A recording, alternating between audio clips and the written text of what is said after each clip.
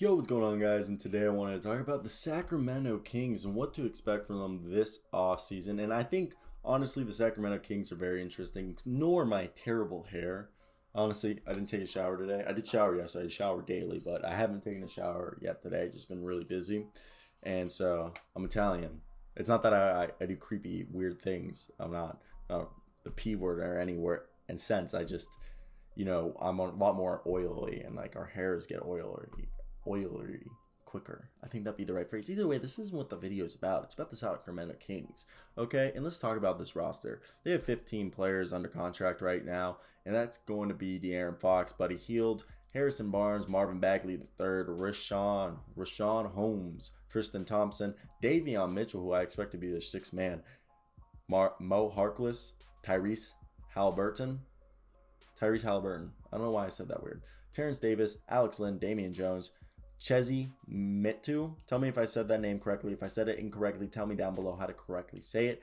Jamius Ramsey and Robert Woodward II. So let's talk about this roster and what I expect the starting lineup to look like.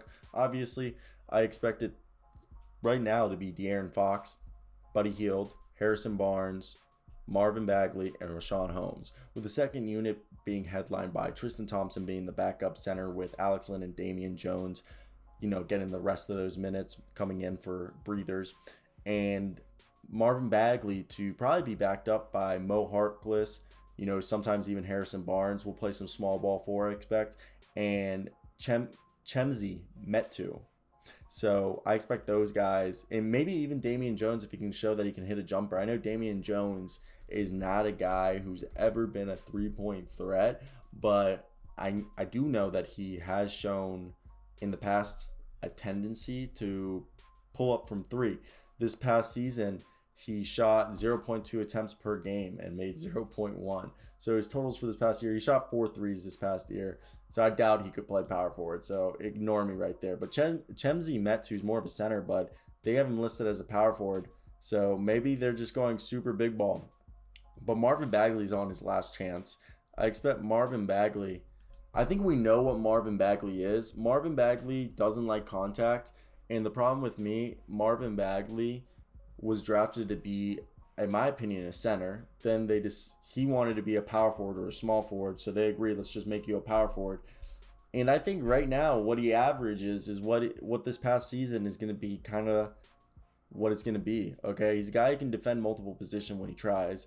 He did average 0.5 steals and 0.5 blocks per game this past year, but I think he's a guy who can have close to a block and a steal a game, continue to have 7 to 8 rebounds a game, and shoot between 34 and 36% from the three and be close to 50% from the field while averaging between 14 to 16 points. That's Marvin Bagley, guys. I'm sorry. That's what he is. He's a high energy guy who comes in between 26 to 30 minutes a night.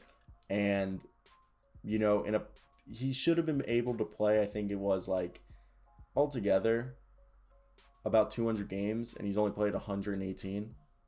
So Marvin Bagley, unless he shocks me this year, expect the same, and don't get frustrated about it.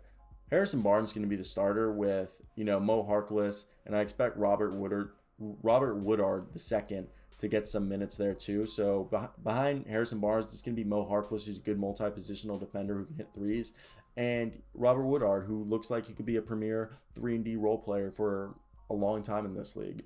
Then you go over to shooting guard where he gets excited because Buddy Hield and Harrison Barnes are always on the trade block. So let me just know, what do you guys think would be the best course of action for said players? Okay, should they keep them or should they get full youth movement?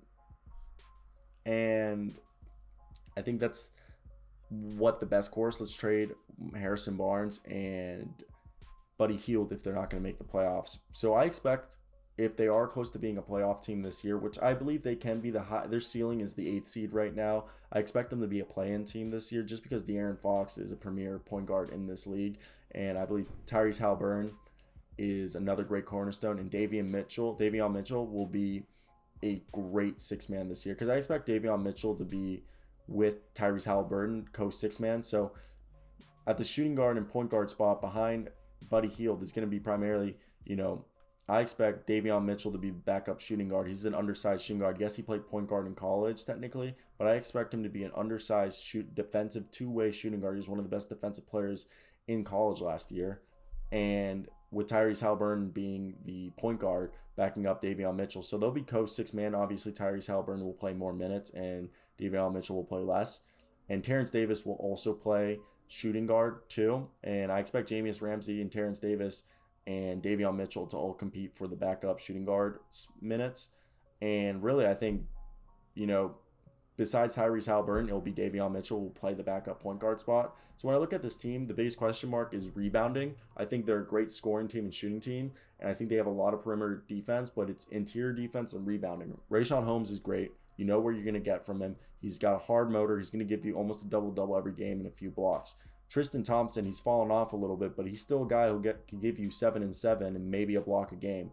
Alex Lynn, a great rim runner. And I don't know much about Damian Jones, but he's got a good motor. So it really comes down to, will Marvin Bagley have a breakout year, or can this team just be consistent enough on just scoring efficiently? Then I think they should be fine. They have a lot of talent. They have a lot of scoring potential. They should be able to play very well in transition, not only on offense, but as well as in defense. I get scared about their interior defense when Rayshawn Holmes is off the floor. And what do we know about Marvin Bagley? The other thing is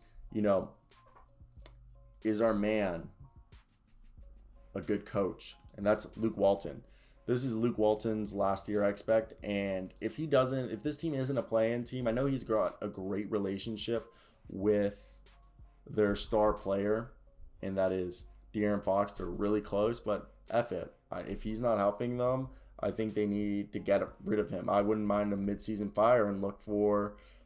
I don't think Nate Yorgen's going to get another chance this soon, but I think if we look at this team, and maybe this team, I think if they can score well, play good perimeter defense, and focus, and they're big and get good rebounds, and just their biggest hole being interior defense, they could be a good, I think, play-in team.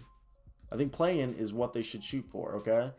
And I feel like people just, I think really this is the year that people need to look at this team and hopefully believe with me that they can be a playoff team. So I want to hear your thoughts down below, guys. What do you guys think of this team and what their record is going to be? I think that's basically what I have right here, guys. I am absolutely done. Okay, I'm gonna head out. Peace out. A-Town, that type shit. But yeah, let me hear those beautiful thoughts in the comment, and I'll get right back to them as quick as I can. But yeah, like, comment, subscribe. Sorry for how gross I look. I'm done.